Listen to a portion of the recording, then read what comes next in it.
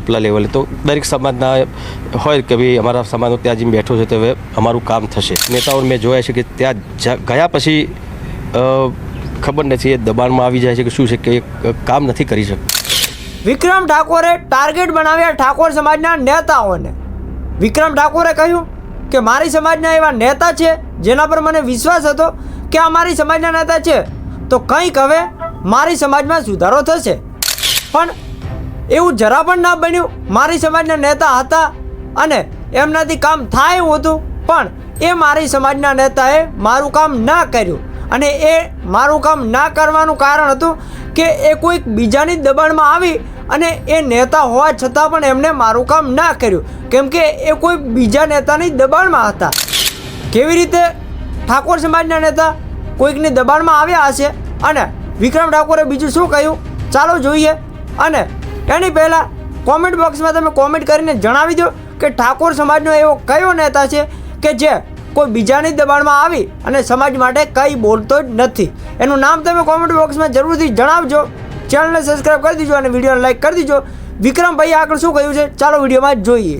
પણ પછી એવું સામાજિક કાર્ય કરતાં ઘણા એવા અમારા સમાજના બીજા સમાજના નેતાઓ જે અત્યારે છે એ લોકો રાજકારણમાં જોડાઈ ગયા, સારી પોસ્ટ પર સારી જગ્યા પર બેઠા અને એમને હતું કે ભાઈ દરેકને હોય કોઈ બી સમાજનો નેતા ત્યાં જઈને બેઠો હોય ઉપલા લેવલે તો દરેક સમાજના હોય કે ભાઈ અમારા સમાજનો ત્યાં જઈને બેઠો છે તો હવે અમારું કામ થશે.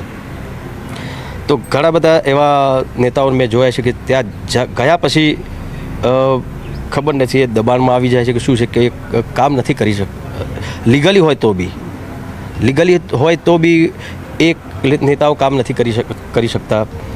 દાખલા તરીકે મારા જ એક મિત્ર છે ખાસ, એટલા માટે કહું છું કે એ મારા અંદર જ એવી આ ઘટના બની ગયેલી છે કે જે લીગલી એક જમીન હતી, જે દસ્તાવેજ બી લીગલી હતા, છતાંય એ અમે જાણ પણ કરી નેતાઓને કે ભાઈ આ છે, જોવો ને તમે કેમ થતું નથી, આ લોકો કબજો જમાઈને બેઠા છે, એમને આ લીગલ એમ બધું કરેલું તો એ આપતા નથી.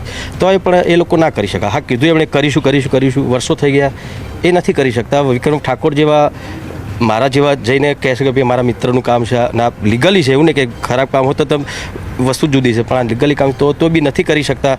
એ બધું જોઈ પછી મને બી લાગે કે સારું ચલો હું રાજકારણમાં જોડાવાનું વિચારું છું, પણ સારું હું બી આ જગ્યા પર પહોંચીશ અને તમારા જેવો કોઈ મિત્ર મારી જોડે આવશે, બહુ સારા મિત્ર હોય કે પણ તમે ના હોય મિત્ર પણ તમે તમારી જોડે જે કામ તમે લઈને આવ્યો છે એ ખરેખર લીગલી છે અને મારા હાથમાં હું કરી શકું છું, અને ઉપરથી મને કહેવામાં આવે કે આ ભાઈનું કામ તમે ના કરશો, તો પછી તમને બી થાય કે સારું આટલું બધું અમે લીગલી છે તો વિક્રમભાઈ આટલા સારા માણસ છે તો એ અમારું કામ નથી કરી રહ્યા.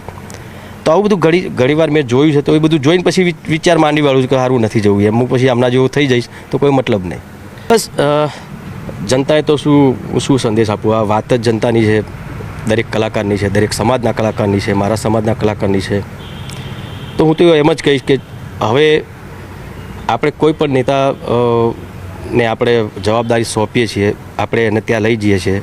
છે જ અત્યારે અલ્પેશભાઈ છે, બીજા ઘણા બધા નેતાઓ છે, એ સારા કાર્ય કરી રહ્યા છે, એવું નથી કહેતો નથી કરી રહ્યા, સમાજ માટે બધા માટે કાર્ય કરી રહ્યા છે. પણ તોય હજુ થોડીક ખોટ લાગી રહી છે કે હજુ પણ થોડુંક વધારે સમાજનું કામ થવું જોઈએ. આટલો બહોળો સમાજ છે, ક્ષત્રિય સમાજ, ઠાકોર સમાજ, ને ઘણી બધી વસ્તુઓમાં સરકાર કામ નથી કરી શકતી. કેમ એ મને ખબર નથી, કેમ કે હું રાજકારણી માણસ નથી એટલે મને એટલું બધું કોઈ આઈડિયા નથી કે આમાં શું થઈ શકે શું ના થઈ શકે. પણ હું એટલું જ કહીશ કે જનતા કોઈ બી નેતાને જ્યારે બી જીતાડે તો એવા નેતાને જીતાડજો જે આગળ જતાં તમારું કામ કરે અને આખા દરેક સમાજનું કામ કરે. એક એવો પ્રામાણિક નેતા હોવો જોઈએ કે જે દરેકનું સાંભળે અને દિલથી નિષ્ઠાથી કામ કરે.